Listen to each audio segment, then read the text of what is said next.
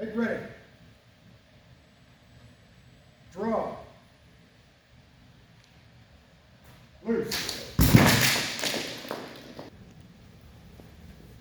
Hello once again, everybody. So this is going to be the first in a series of vids that I will be doing, but we're doing this first one talking about Yeehaw. Now that Surfo is done, I can exclusively dedicate my time to that. So joining me for the first time on the channel is my father, Chad, who is going to be the head of all the archery related stuff that's going to be occurring at Yeehaw, as that was kind of the biggest thing we wanted to add to it. So basically what this video's purpose is we're going to talk about how we're going to handle archery during the event, what its purpose is, how we're going to go about it, so that you know what to expect coming into it. So first and foremost, Father, why don't you go ahead and explain a little bit about what bows we're using and specifically why we're using those bows. Yeah, thanks. So to fit in with Yeehaw, we're staying mostly traditional European. And so in this case, we're using a Victorian style English longbow. It does conform to the English Longbow Society rules, but we do not do recurves, and these are all natural materials, so no fiberglass, certainly no steel or aluminum. The reason we're using longbows is they tend to be slower speed with the reflex of the limbs, and that gives you a little bit slower arrow speed, makes it a little bit safer at closer distances, as well as gives you a little more range with the arrows.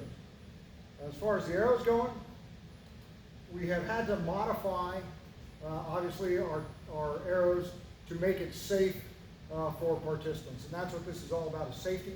And so what we have done is we have made a hybrid based on the SCA arrows that they use and have approved for their competitions and events.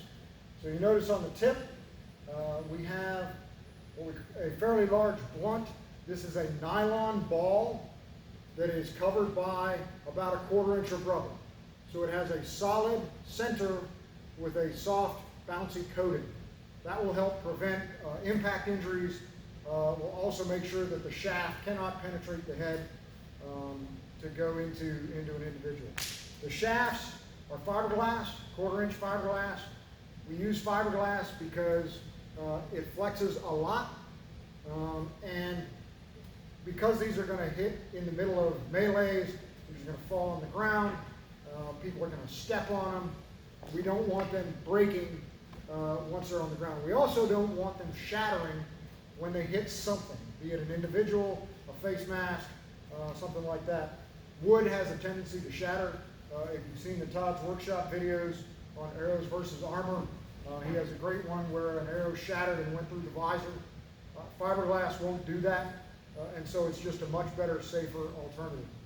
And then for fletching, we have standard 3-fletch. These are pre-made plastic fletchings. The reason we use those is A, they're easy to replace if they get torn up, and they don't take up a lot of time and energy. All in all, it's a 28-inch arrow, weighs about 400 grams. The weight is mostly in the tip, and gives a pretty good impact without causing significant damage. And so in case you've been watching on the channel, you may have seen the video Advancing Under Fire. These are what I was being shot with. Now, we were shooting well within the minimum safe distance there because I was advancing toward, I was in my full armor. As the person who's been shot with these the most, I can attest to the fact that in armor, when it hits your mail, you can tell. When it hits your plate, you can hear it, but it does not really affect you, which we'll get more into that in a minute. I've also been shot with it while wearing just my longsword protective gear, stuff that is cleared at Surfo, long point, etc. And that's spicier, like no lie. Getting hit with an arrow in that regard is like a pretty stout spear thrust and not necessarily pleasant. But that's kind of the idea. If you're not wearing armor, you really don't want to be going up against these. And as far as minimum range, the poundage of the bows and things along those lines, why don't you kind of explain what we're going for there? Yeah, so the heaviest bow we'll be using is a 50. That's these. The rest of the bows all range between 30 and 45 pounds. And we'll be shooting at a minimum distance of 15 yards and beyond. And as Walker said, the impact at 15 yards to somebody in a gambeson or mail or even plate is going to be very similar to a forcible spear thrust that you would get in normal melee activity. So you'll know it's there, but it's not going to cause any significant damage.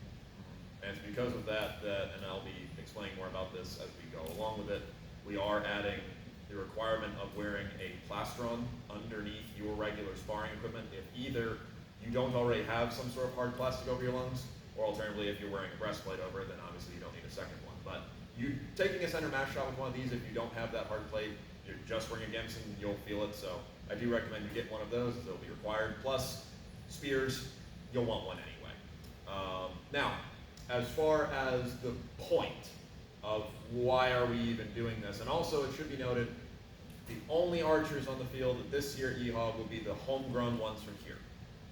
We'll talk more about like having our little archery event later, but as far as the melees are going, there will be no other archers other than RCH archers. This is because we're trying to set the standard, make it all safe, keep it all controlled, then in future maybe we can open up to more things. It's a work in progress as we're going. So there is that, but there is also the point of what are archers meant to be. This is not meant to be, we did quite a bit of looking into this to decide ahead of time. This is not going to be the archers are running around doing their best Legolas impression. There will be no free archers shooting into the melee. There will not even be archers shooting into a fight at any point, because that's going to kill more of your guys than the other. Instead, the best way of thinking about the archers during this event is going to be like the facades that we've been using, the door, the walls, etc.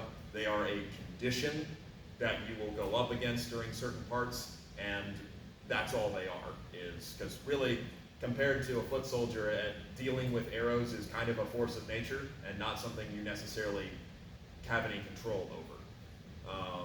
So as far as that goes, that's kind of what we're going for, and that's why we made it so we could use the heavier poundage of bows as opposed to going with, for example, what SCA standards go for, is because we are going to be shooting at set ranges. You're going to know when you're getting shot at, and if at the day you want to get shot with one ahead of time to see whether or not you can stand it, that's totally okay. Having been shot, it's not necessarily the most pleasant if you're just in fencing gear. And furthermore, if you are not a fan, that's totally fine. I'm not going to subject anyone to being forced to being shot at. And certainly if you are not playing as being armored, because this is more about for the armor people, because we've all read about Agincourt. If you're not in armor and you don't want to get shot, that's totally fine. There will always be an out in that regard. As far as the archers themselves, when they are done shooting, they'll just become regular infantry. So these are, like I said, a specialty thing that'll pop up on occasion, and that'll be that.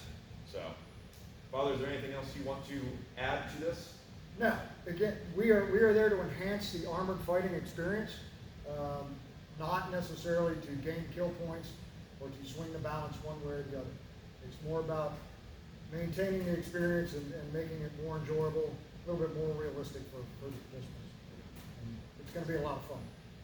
So, further information about like this, unlike last year, I'm going to make sure to kind of release the scenarios ahead of time, so you'll kind of get an idea of what we're going for. Not all of them. I'll keep some in my back pocket, but the idea being that if you are training your group to come to the event, one, awesome, you are already my favorite person because you started, before August, and two, you now know one of the conditions you will deal with.